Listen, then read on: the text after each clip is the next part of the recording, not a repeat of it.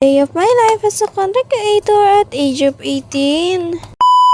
Hello mga kamamshik ko, for today's video nagbabalik na naman nga ang mamshi nyo. Ang araw rin kasi mga kamamshik ko walang upload na video ang mamshi nyo, kaya pagpasensya na talaga ninyo. Ay nako mga kamamshik ko, ang hirap talaga kapag nga walang maiko-content. The story na nga rin pala tayo mga kamamshik ko, galing nga pala kami niyan sa mga oras na yan sa bahay ng aking mother. Pag uwi nga namin mga kamamshik ko, ito nga ang aming naabutan sa aming dadaanan. Ikot nga pala dyan mga kamamshik ko, ito ang itim na Nazareno. Diretso na nga rin pala mga kamshik ko itong dinasalan. Kapit na rin kasi mga kamshik ko ang linggong pagkabuhay, kaya nga ito ay iniikot nga ang ating itim Nazareno. Pagkatapos nga itong dasalan mga kamshik ko ay nagpicture na nga rin pala sila. Kaya matagal-tagal nga rin pala kami dyan mga kamshik ko naghintay ng bata makulit para nga ay makadaan nga kami. Sa wakas nga mga kamshik ko ay nakadaan na nga rin din kami at nakauwi na nga rin pala kami sa wakas. Pinahawak ko muna nga pala dyan mga kamshik ko ang bata makulit sa kanyang pinsan at para nga mabuksan ko nga itong aming pintuan. Sinabi nga rin pala sa akin mga kamshik ko ng aking pamangkin na dumating na nga daw yung aming in-order na hikaw. In-order nga pala namin yung mga kamshik ko sa Shopee at na-order nga lang namin yan ng 93. Tuwa nga pala kami dyan mga kamshik ko ng aking pamangkin kasi nga napakasulit nga yung aming binayad. Grabe kasi mga kamshik ko ang dumating nga sa aming hikaw, kaya nga tuwang-tuwa talaga kaming magtita. Pili ko na nga rin pala dyan mga kamshik ko itong aking pamangkin kung ano nga dyan ang kanyang gusto. Order nga kami nito mga kamshik ko, gawa nga ng malapit na nga rin ang graduation ng aking pamangkin, kaya nga daw gusto niya ng hikaw. Kaya mga kamshik ko, kung gusto nga ninyong umorder ng hikaw ay go na nga sa TikTok shop. At yan nga pala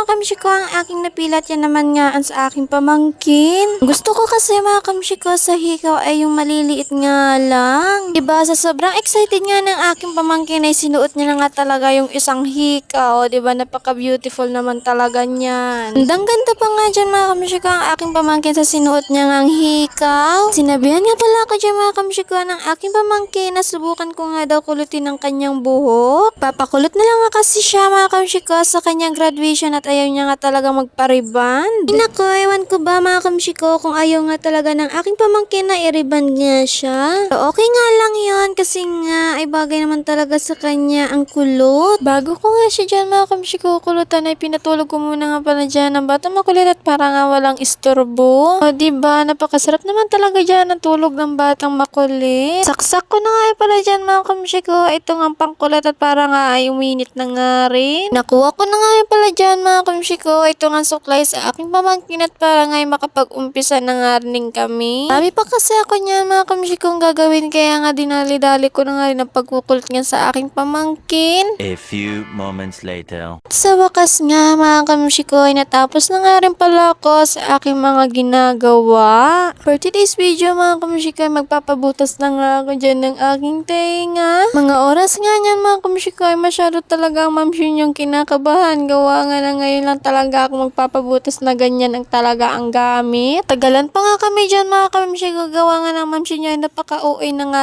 talaga. Uy, uwi, wag lang ganon. Ano talaga ako dyan mga kamshik ko, kinakabahan gawa nga ng pamangkin ko nga ang magbubutas sa akin. Nagbilang na nga rin pala ako dyan mga kamshik at para nga mamshin nyo ay pagbilang ihanda nga. Ang binutasan na nga pala dyan mga kamshik ko ng aking pamangkin ng tenga na mamshin nyo, ito nga naging aking reaksyon. O diba napakatuwang-tuwa naman talaga ng person na yan. Medyo nararamdaman ko pa nga dyan mga kamshik ko yung sakit niya at yung nagiinit nga ang aking tenga. Pero okay nga lang mga kamshik ko kasi nga ginusto naman talaga ito ng mamshin nyo. Kaya masyado talaga dyan tis ganda ang person kahit nga ay sumasakit-sakit. At sa wakas nga mga kamshik ko ay natapos na nga rin din kami dyan ng aking pamangkin sa pagbubutos nga ng aking tenga. Nasarado ko na nga rin pala dyan mga kamshik ko itong aming pintuan kasi nga wala nga dyan ng aking josawa pumasok nga sa trabaho. Kaya kami dalawa na naman nga mga kamshik ko ng bata makulitan na iwan nga dito sa aming munting bahay.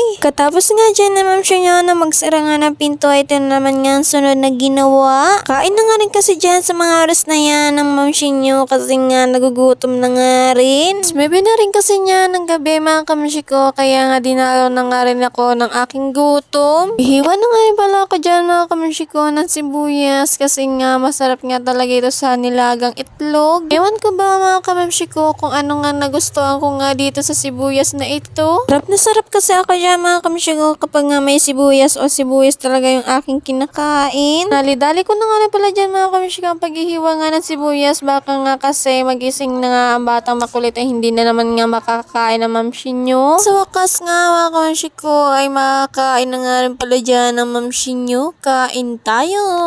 Ulam nga pala dyan for today's video na mamshi nyo ay nilagang itlog at paksiw. O siya mga kamamshi ko, hanggang dito na muna ang chicken na mamshi nyo. Huwag kakalimutan mag-like, follow, and share. Thank you for watching!